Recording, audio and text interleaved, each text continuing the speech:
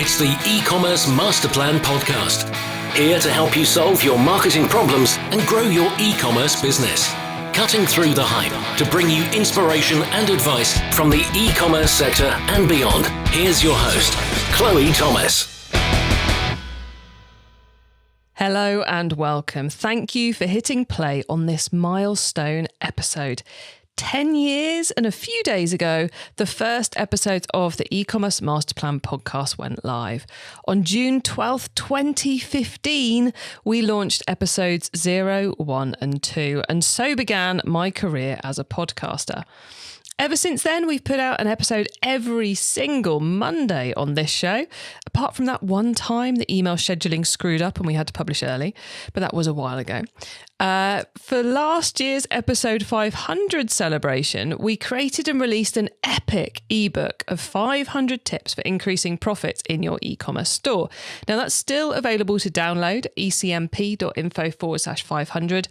And we accompanied it with an episode featuring experts and guests sharing their top profit tips, which is also well worth a listen. Now, to celebrate the 10 years of podcasting milestone, we didn't want to do that again because, quite frankly, the ebook was a hugely, crazily large amount of work to pull together, and I just couldn't do it again. Not this year anyway. So instead, we are putting the podcast, or rather me, Chloe, the host, at the centre of our celebration. So in our celebratory episode, this very episode, I will be answering questions submitted by you lot, our listeners. They're on a wide variety of topics, so get ready to go on an interesting, insightful journey with me on this one. And this episode is just the beginning of our 10-year celebration, so expect more over the next few months, maybe even a live show. Watch this space. 10 years as a podcaster. Did you know? Get ready for some stats. I've been the host of over 5 shows in that time, including our 2 shows, obviously. This one, the eCommerce MasterPlan, our marketing podcast, Keep Optimizing. One for the UK government, quite strangely, as part of the 2020 Dubai World Expo, which because of COVID didn't even happen in 2020. It was still called 2020. That was an interesting series. I also did 4 seasons of one about business startups for a publication in the UK, and my own very small solo show talking about taking a business to net zero. And that is one I really need to stop neglecting and share, because we have been doing stuff about going towards net zero in the business. I just haven't been writing about it and reading it out for the podcast. So I need to revive that show. But anyway, enough of my to-do list. Did you know? All of that means that I've recorded well over 900 episodes as the host, which is kind of mad and almost doesn't seem to add up, because that would mean like 90 a year. But then that does... Anyway, I waffle. Okay, let's get back on track, Chloe. Plus, I've also been a guest on many, many other shows. So that gives me, as a conservative estimate, that there's over 20 days worth of recorded content by me, and that's ignoring the ebooks, webinars, etc. that are out there as well. Oh, please don't go and try and listen to it all.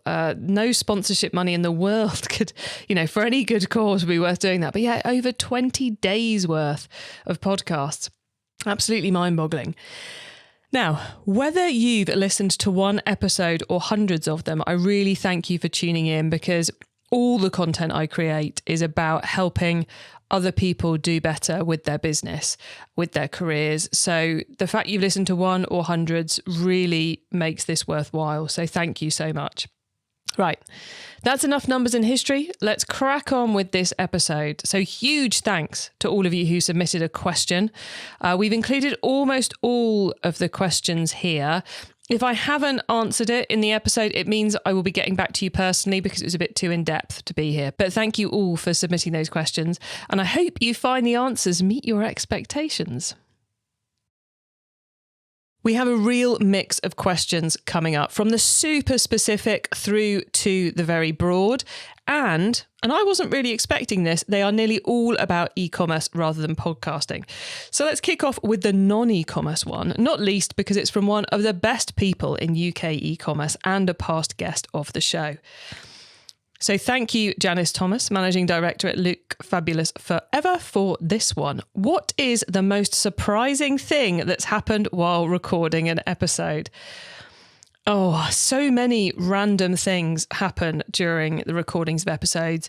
I generally chat to guests for like 5 to 15 minutes before we start recording. And often the weird things happen then. So I'm going to include that in the answer. The weirdest one, I think, probably was a guest who booked in to record at a time when they were a digital nomad and they were staying in a flat next to a mosque, and they booked the recording for the same time as the call to prayer happened, which strangely enough meant we had to rebook to a different time slot because I figured the listeners didn't need the call to prayer happening in an e-commerce podcast, and there was no way we could sound insulate them well enough. That was quite a weird one. During and post-pandemic, we got a lot of children and dogs. We've had a delivery driver turn up partway through. I mean, to be fair, most of this we edit out, so you're not going to find it in the shows. There was one we left in relatively early on with Alex from Serious Readers, where his team started playing a loud game. I think it was like bowls or something partway through in the office. It was quite impressively loud, but we left that one in because it kind of fitted in with some of what he'd been saying. And I was in the mood where I quite liked the atmosphere, to be honest. Quite often that's why sounds do get left in. One of the weirdest ones that I often come back to was with my own head, and no names on this one, is someone who knows plenty about podcasting, let's put it that way, who had booked on as a guest and who got quite annoyed with me when I suggested that the traffic noise of downtown New York was not acceptable for a podcast recording, and had no interest in fixing that at all, which I find quite fascinating because, like, one of the key things in podcasting is respecting the audience's ears. You know, you guys don't want to hear a siren going off whilst you're driving along.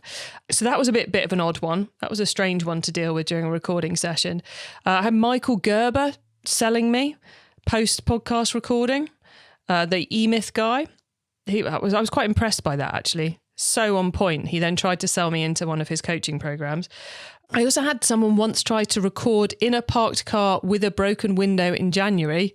For their own good, I wouldn't allow them to do that one, and we rebooked.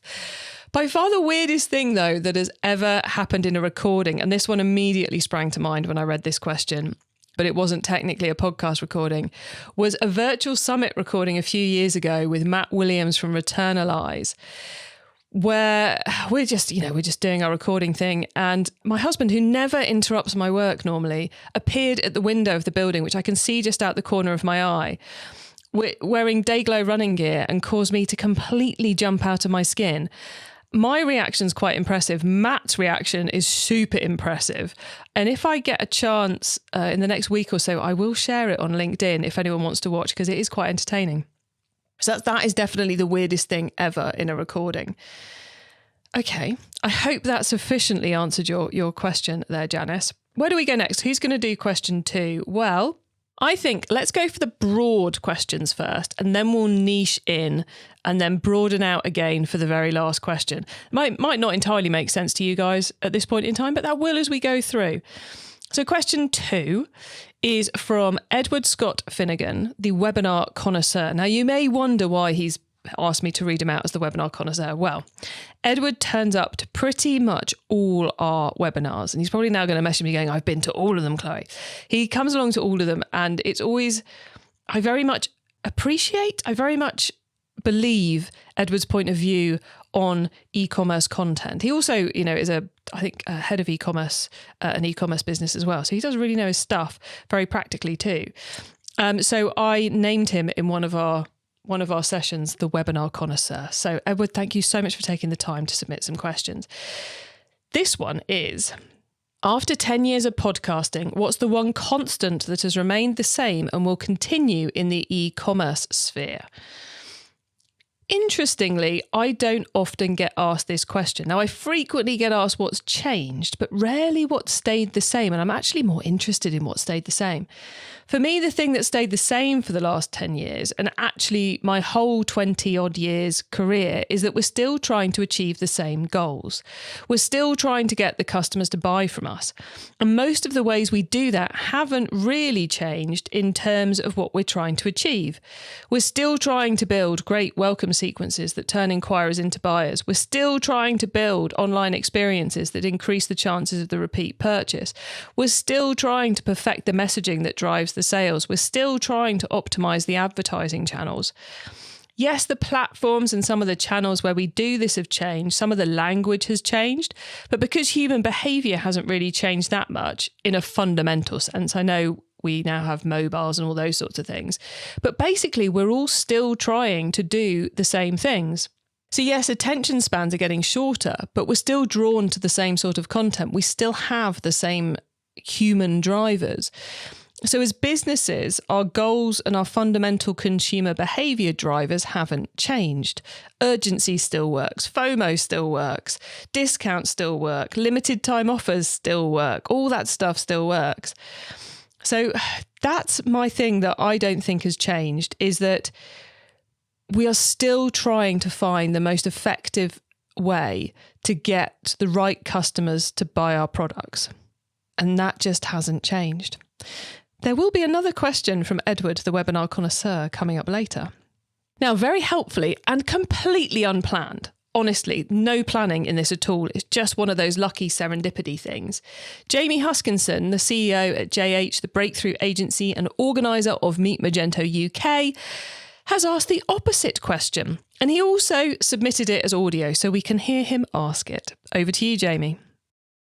Hello, Chloe. This is Jamie from JH, long-time guest, first-time Q&A. My question for you is, what has surprised you in e-commerce over the last 10 years? You've seen it all, right? 10 years is an absolutely massive amount of time. What's the thing that just took you by surprise and you thought, that's never going to happen? Never. And then all of a sudden, absolute cornerstone that you are trying to get on top of. And if you want to go one step further, what's the thing that right now you think people is going to be an absolute cornerstone of e-commerce that actually you're writing off and you're saying, no, that's 6 months, nobody's going to hear a thing? Thanks, Chloe. So what's been the biggest surprise of the last 10 years? And what am I writing off? I mean, that's a tough one. But anyway, let's do the surprise first. Now, this also had me stumped a bit, partly because I'm very much a look forward, not a look back person. So I'm not the greatest at remembering the details of the past. I'm better on the stories, which I admit is very embarrassing for an Oxford-trained historian, but I had the same problem back then. Could remember the story, was terrible at the dates, and getting the names of the kings correct was quite challenging as well. Anyway, enough of my academic career. So let's rewrite the question a little bit. And I hope you don't mind me doing this, Jamie. But the things I find most weird at the moment, what's weird in the e-commerce space right now? People are still using Magento 1. This is quick background for those of you not familiar with this part of the e-commerce world. Magento killed off Magento 1 and moved to Magento 2 in a way where you couldn't click a button and upgrade. You had to build a completely new website and announce they wouldn't be supporting Magento 1 anymore years ago. Years and years and years ago. And they thought, within 18 months everyone would have moved, but there are still an awful lot of people running websites, running successful businesses on Magento 1. And the reason I find that, in some ways actually, I don't find that weird at all, because I think those of us creating the noise in the industry, the podcasters, the bloggers, the agencies, the software providers, etc., we often not expect too much, but expect the actual people doing the e-commerce to behave in different ways to those that they actually will. And I think Magento 1 is a good reminder that if something's working for someone and if it doesn't make sense in their business to change it, they're not going to. So that is one of those weird things, is that people are still using Magento 1. They're still using old systems to do things in a way that they find sufficiently successful. Otherwise, let's face it, they'd move. Second weird thing at the moment is that the boutique e-commerce store still thrives. Now, what I mean by boutique is, and this is something I talked about back in my very first book, the book called eCommerce MasterPlan. A boutique e-commerce store is an e-commerce store that buys in products from other people and sells it. So think of like a boutique fashion store on the high street. They buy in different fashion brands' stock, collate it into a collection, and they sell it as a boutique. So you go to a boutique online or offline for their ability to select the right products. And back when I wrote the book, I was making the point that I thought boutique was a difficult way to go because online you don't have that experiential side of things that you do in a real world boutique. You know, in a real world boutique, you can make all the products work together. You can do all that sort of thing, but you can't do that online. Plus, because of the way in which e-commerce relies so heavily on keywords, even now, you know, discovery and selling relies so much on words that if you're selling other people's products, you have a lot less control of your activity. So the opposite to a boutique would be a D2C. So you create your products and you sell your own products. And let's just be super clear, boutique is fundamentally different from marketplace, because marketplace is where other people are using your software to sell. It's not where you're buying goods from someone and then listing them and selling them. So I find it quite mad that the boutique e-commerce store still works in some sectors, but I think it always has a limited time span on it. So, you know, there's like a point, you see a lot at the moment where they bring together sustainable products. Or lower carbon footprint products. But I think that's a temporary opportunity as we move, as consumers learn. So it kind of helps consumers learn for a bit and then it's done and dusted. So I find it quite mad that there are still people creating boutique e-commerce stores. If I ever create an e-commerce store, it won't be boutique, it will be products that I've created, which is probably why I'll never get round to doing it. Number 3, weird things in e-commerce is, how many events is too many? How many events about e-commerce do we need in a year? And I am not just talking about massive expos. I am talking about webinars, private dinners, special breakfasts, lunches, virtual summits, conferences, shows, sessions, networking events. There just seems to be so many events. I mean, I know they're great for marketing, and I know that you know, software companies seem to have a lot of budget for it at the moment. A lot of the partnership programs are based on investing in events, but surely we must be reaching the point of diminishing returns, because the number of events going on in some weeks is absolutely insane, and I don't hear about anywhere near as many as actual brands and retailers do. You know, I tend to only hear about the ones that want to be promoted, but the ones where, you know, they're inviting with their own list or with their own partners list, where they're not coming to marketing tools like me and my business, I don't hear about any of those, or the private invite ones. So yeah, how many events do we need in the UK? I mean, admittedly, if you're not in London, it's not quite so bad, but it is mad how many events there are going on. And I just can't think that any one brand side could be getting anything done if there's enough value in those events. Anyway, I could rant about that and discuss that for many hours, and I have done. So if you fancy discussing that, find me at an event and we'll have a good old chinwag about it. Other weird thing, the boom in wholesaling in D2C. So D2C businesses selling to other businesses who will then sell their products. So I guess selling to boutiques and selling to bigger high street chains and that kind of thing. The listeners of this show, you guys, you are more likely to be selling wholesale than you are to be selling on a marketplace, right? That's what our surveys of you suggest.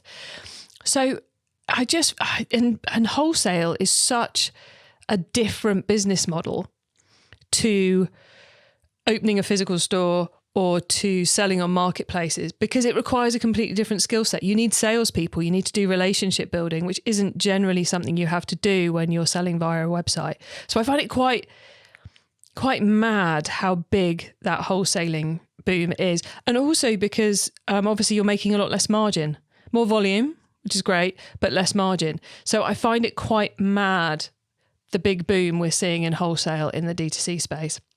Okay, 4 big surprises, 4 weird things I find at the moment. So that's part 1 of Jamie's question. Jamie's question part 2 is what I'm writing off. Oh, another tricky side of things. So I generally try not to jump on new bandwagons. I like to let the early adopters iron out the crinkles before I jump in. So I'm still, and I'll be honest about it, I'm still a bit of an AI laggard. We're using it in various places in the business, but we're not using it in as many places as we could. And I'll be working on that over the summer. But I'm not writing AI off. I don't writing off AI at all. What would I write off? The complete death of the website. That's the one I don't quite get at the moment. So there's been, when ChatGPT and Shopify announced their integration to be putting buy buttons into the ChatGPT results, there were people saying this will be the end of the website. Then we had more recently the Google announcements that they are going to be bringing buy buttons. I can't remember if it's on the SERPs page or if it's in Gemini, but it's very much, they're becoming much more AI driven, which means they're going to start adding buy buttons into the actual, search results, into the Google pages rather than onto your website pages. Again, the suggestion of the complete death of the website. Now, I get why people are arguing that.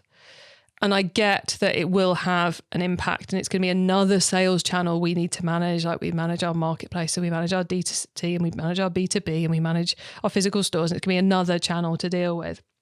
But I don't think it's going to be the death of the website. Partly because, rolling back to the weird things, my first weird thing, people are still using Magento 1. People are not all going to jump into that new level of using AI rather than search engines, being happy buying from a search engine rather than buying from your own website. So I think we've both got the sellers, the e-commerce industry, not move as fast towards this as people think, and I think customers will not move all of them anyway to this. So I don't think we're going to see the complete death of the website. I think we'll see the website evolving as it keeps evolving, but I do not believe we're going to see the complete death of the website. In 10 years' time, if I got that massively wrong, feel free to tell me the timestamp and the episode and remind me. I don't mind. But yeah, that's the thing which I am writing off right now, is the idea that all these AI buy button movements are going to leave the website dead. I just don't think it's going to happen. Right. Okay, let's finish off our big picture questions before we go more specific. This one is from Tony Sousan, who's a Fractional CTO. And he says, crazy how fast e-commerce has changed. What tech do you think really flipped the script for online sellers these past 10 years? Well, Tony, I have to say Shopify, don't I? But let's expand on that. One thing I've noticed, and I'm not the only one, is that every now and then we get tech that comes along that's built on new tech foundations. So they're not struggling to retrofit a legacy tech stack. They've come in fresh and fully built to purpose and ready to deliver the next generation of activity and functionality for us and for our customers. That's what Shopify did. And it led to a massive change in the space. Remember all those "we built an e-commerce store and drove $1,000 in sales in 3 days" blogs? God, I read so many of those. It's also what Klaviyo and others did in the email space. Now, in both cases, it wasn't just the new tech stack foundations that enabled them to shift the script for online sellers. What they also did was excellent marketing to direct to the users of their software, to the e-commerce businesses. And they also both built powerful partner teams to drive those sales. So a clear growth strategy, a fresh tech stack that really delivered, and serious problem-solving activity to help build those sales channels is what worked. In both cases, all of that enabled teams to do what had taken tens of thousands of pounds and hours of team project management work into things that the average marketer or founder could do in a bit more than a few clicks, but not much more. I still remember when I was shown how we could set up an email welcome campaign ourselves without having to brief it and pay a fee. Madness. In fact, I think that was with Adestra. Anyone remember Adestra? And let's add a mad fact in here. I was the first client to send email marketing on the Adestra platform that tracked sales values. Yes, conversion tracking on email. It was groundbreaking at the time and so cool. Anyway, I digress. That was well more than 10 years ago. So how these businesses really flipped the script was in changing the industry mindset, especially Shopify. And that's what we're seeing now with AI. I had to mention it, okay? We're seeing a mindset shift. We're seeing people think differently about how they solve the problems in their own businesses. They're thinking, how can we automate that? How can we be more efficient? And that's where AI is delivering. And it's making us all think differently about how to run our marketing, activity, content, customer support, et cetera, et cetera. So I think Shopify in particular massively flipped the script in terms of what they gave us in functionality and then how they changed our industry and our industry mindset and got people thinking very differently about their websites and how they made them work. And I think in the next 10 years, we're going to see AI do it. But again, I think the biggest shift AI is going to create is in the mindset we take of how we run our businesses and how we make them work. Okay. Whilst that was getting relatively specific, let's get into the specific questions. First of these is a question from past guest Tamsin Burford, and Tamsin is from women's skiwear boutique Winternational. And Tamsin asks, how to continue growing a niche seasonal online business. Now, Winternational is a skiwear boutique, so obviously she's running a niche seasonal online business. So I love this question. And quite a lot is changing in the marketing arena at the moment. So I want to kind of clarify a little bit about when I'm actually recording this, so you've got the context of where I'm coming from. This is the week after the big Google SERPs changing announcements, all those big announcements that came out at the big Google conference. So that's feeding into my thoughts, but not necessarily consciously relevant to this. And the challenge with a niche seasonal business like Winternational is that your customers' interest, as well as their spending, is usually seasonal. You've got to keep them warm through the off season, but they aren't interested in hearing about ski outfits in August, I assume. The opportunity is that you get to have an on season and an off season, which can make for super levels of clarity in your workload and messaging at different times of the year. So the first thing I would do, if you haven't done it already, is map the team workload and goals for the year, working out the seasons where we're working on things. So that would include like a deadline, maybe an October deadline for all tech updates to the website to be completed before people start buying the ski wear. Time to get the marketing ready in advance of the selling season. So if the sales season is, let's say, November to March, then by the end of October, you've already scheduled a whole load of your email marketing and you've already created all your ad graphics. Obviously, there'll be more during the season, but that will then free you up to do the active optimization and the improvements rather than creating. I'd also schedule in a full review at the end of the season. So a dedicated week, maybe where you go through all the numbers and really pick everything apart so you can begin the planning for the next season. The next thing I do is survey the customer base to find out what you could talk to them about in the off season and find out who wants to hear about skiing in the off season. Then combine that qualitative data with what you already know about your customer behavior from sales and marketing activity and all the rest of it to create a 12-month-long marketing plan. So I'm thinking things like sneak previews on the new season fashions, profiles of the best resorts for the coming season, care guides, asking for feedback, yoga to do to get yourself ready for the ski season, reveals of the new ranges, all that sort of stuff. I am not a skier. I have never been skiing, so forgive me if any of this is utterly ridiculous, but you get the idea. Why am I talking a 12-month marketing campaign? Well, because you can't turn an e-commerce store on and off anymore and hope it will deliver. In the off-season, you've got to keep gaining some level of engagement and brand awareness retention of your audience. So email and SMS signups and social media follows are what you really want to be going for in the off season. So you're continuing to be there, you're continuing to be alive, you're continuing to drive engagement. You also need to remain front of mind for the customers, and that's partly going to be about continuing to be interesting or useful to them in the off season, but it's also about being ready to launch the new season well and being great throughout that season. As to what I'll be putting on that marketing plan, which I'm guessing is probably what you most wanted to hear about, UGC on social, and I take that as far as influencer marketing, probably micro influencer marketing. I'd be looking at PR. Where can we get those news stories ahead of time? What publications can we get into? Can we get featured in?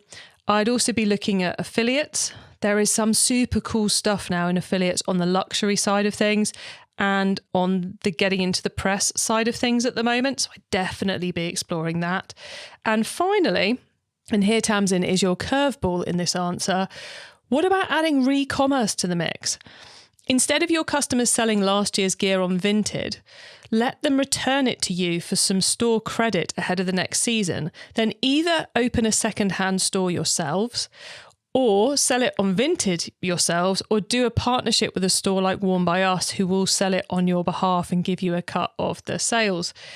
That would give you a really cool way of being relevant to your customers for a longer time span and may well bring in new customers as well. Stats show this can have a great impact on retention and lifetime value. And you could even do it, you could limit it to the products you've actually sold, but you could also restrict it by brand. Because I know you sell a number of different brands of ski gear, so you could buy back anything from those brands and use that as store credit to get those customers to make sure they come back to buy next season's outfits from you. Okay, let's pause for the sponsor slot and then we'll be back with some more super focused questions for you. Okay, I've got 3 more questions and answers for you, and looking at the clock of the recording time, which is a little bit longer than what you guys are actually going to hear. Crikey, I'm putting a lot in this one, aren't I? Maybe I should have edited the questions a bit more. Oh well, this is going to be a long episode. We'll all have to deal with it. Okay, first of our final 3 questions comes from Kelly A. Mahoney from Clearmail. Great to get a question in from you, Kelly. Thank you. She says, congratulations, Chloë, on your 10 years. I would be curious to know about the most innovative growth strategies for online businesses that you've heard during your 10 years of podcasting. Okay, Kelly, I tried to think of a UK example here, but I couldn't come up with one. So the 2 I've got are stateside.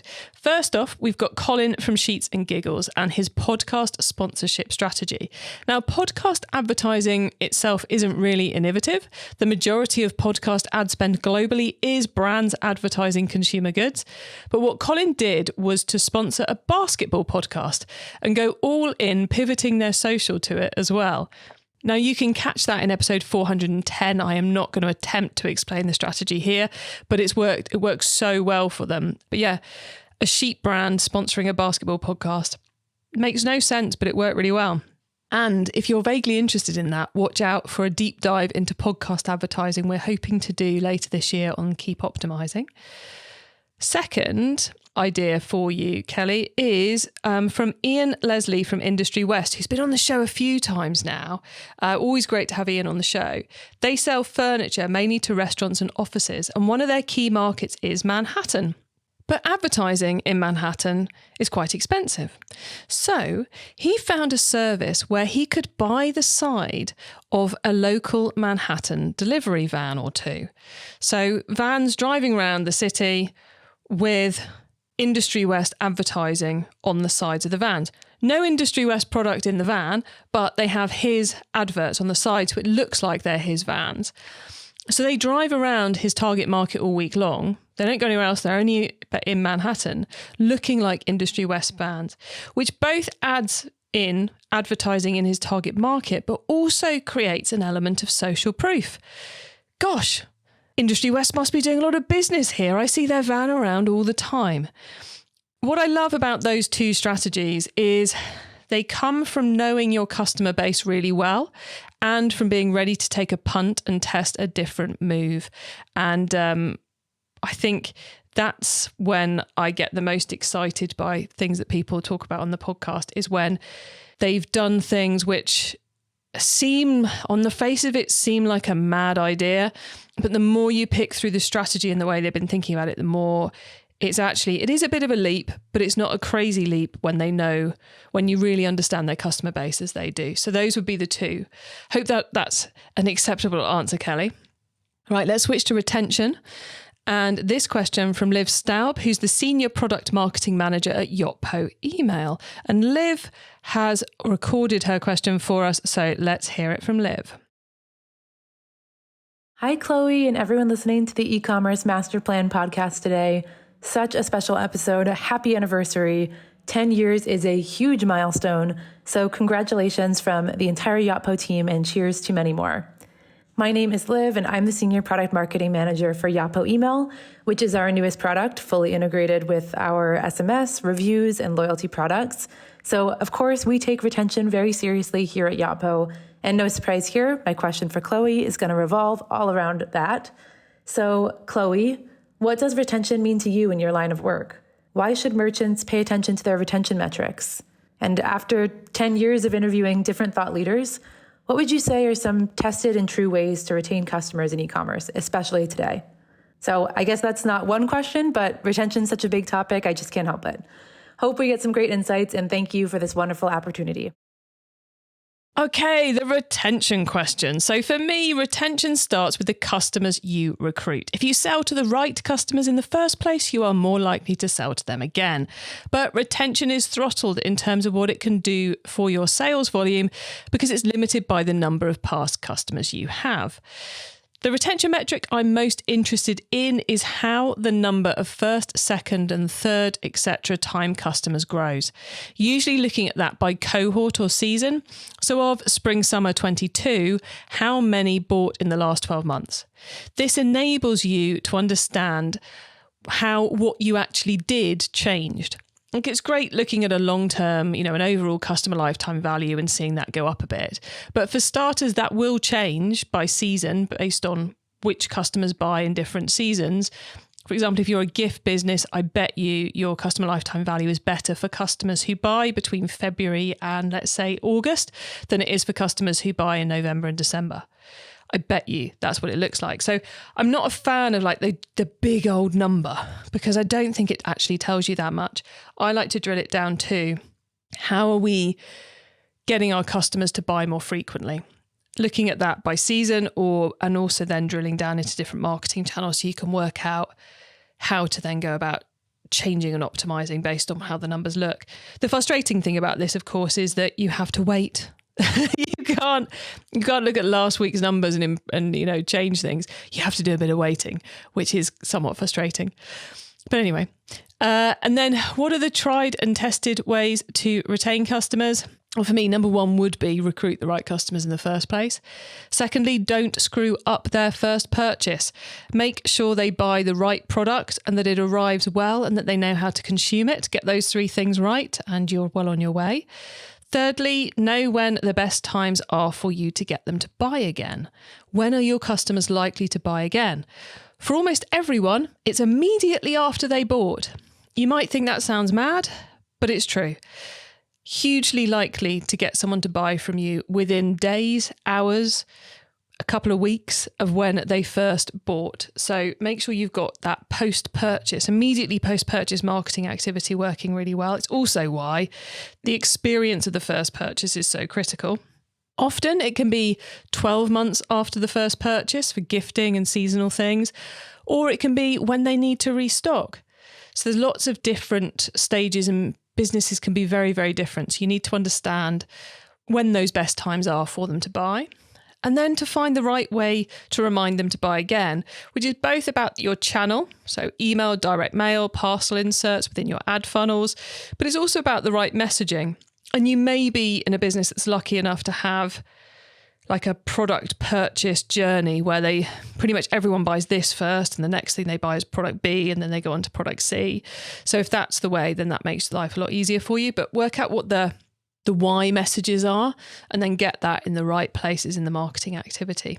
It's as easy as that, she says. It's not, is it? But anyway, that's my take on retention. We've got to the final question, and we're going to wrap up with Edward again, our webinar connoisseur. And he's asking a super tricky one for me to finish with. What advice would you give to the current and future generations of e-commerce people? What legacy would you pass on? Mega question there. Thank you, Edward. This may not go in the direction you think I should take it, but I'm going in this direction because it's the direction I want to go in. So first off, be nice and friendly. This is a lovely industry. 95% of the people in it are super helpful and always friendly. So continue that, please, everybody. Help each other out as much as you can and where you can. And I think that's just absolute 101. Help each other share. I mean, the amount of sharing that goes on between brands of knowledge and ideas is quite scary. And those of us on supplier side rarely get to hear about it. But trust me, they're talking to each other. So yeah, be nice and friendly. That would be my first. Secondly, leave the ego at the door. Kind of goes hand in hand with the first one. But yeah, leave the ego behind. You can smell people with an ego miles off in this industry. And I've rarely seen them get very far. So leave your ego behind and be nice and friendly. Thirdly, never stop learning. You will never know it all. If there's any one thing you can take from my 20 years in this industry is there's still large parts of it I don't understand at all. So you can never know it all. There's always something new to learn about. So always be open to learning new things from new members of your team, at conferences, from books, from podcasts, obviously from podcasts. Listen to lots of podcasts. But yeah, never stop learning. Always be open to new ideas. Always test. Don't take any idea as a definite win. Take everything you hear as something you could test. It's not, they said that would work, I'll implement it tomorrow and it'll be great. Not necessarily. Think of it as something to test. Always test. And don't believe the hype. We remain an industry which creates far more noise than it really deserves to create, both in digital marketing and in e-commerce. There's so many blogs and webinars, and there's so much competition in that space. A lot of it inevitably ends up quite clickbaity and hypey. So don't believe the hype. Look for the sensible, pragmatic advice within it all. And I hope that helps the current and future generations of e-commerce bods to thrive and to do great and fun things. Well, everybody, there we go. The AMA, the Ask Me Anything, is complete. Thank you hugely to all our podcasting team, past and present, everyone who's been involved with the show over the last 10 years. We could not have made it here without your help. And I remain hugely thankful to all of you for your contributions. To all those involved in all the podcasts I've hosted and been on, huge thank you to you. I learned something doing all of those different things, and it's always fun to get to do something that I didn't set the strategy for. Always interesting to do that. Thank you, all of you out there who've listened this far in this very long episode. Thank you for listening to this one. Thank you for listening to all the episodes that you do. And I hope you're going to listen to lots more. Thank you to everyone who submitted their questions. You really got me thinking, and I hope the answers have been as good as your questions. And if you like this episode, this AMA format, let me know. We can always do another one. If you've got other questions you'd like to hear me answering, we could always do that again if you've liked this. Okay, to get your hands on the notes from this episode, then head over to eCommerceMasterPlan.com or use our direct episode short link. That's ecmp.info/the number of this episode. Just put that in the URL bar and you will go straight to the right page on the website.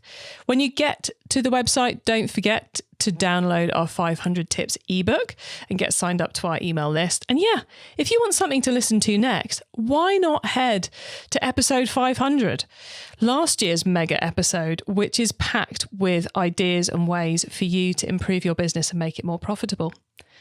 I bring out a new episode of the eCommerce MasterPlan podcast every single week to inspire and help e-commerce business owners like all of you to succeed and thrive with your businesses, including progressing along the path to net zero.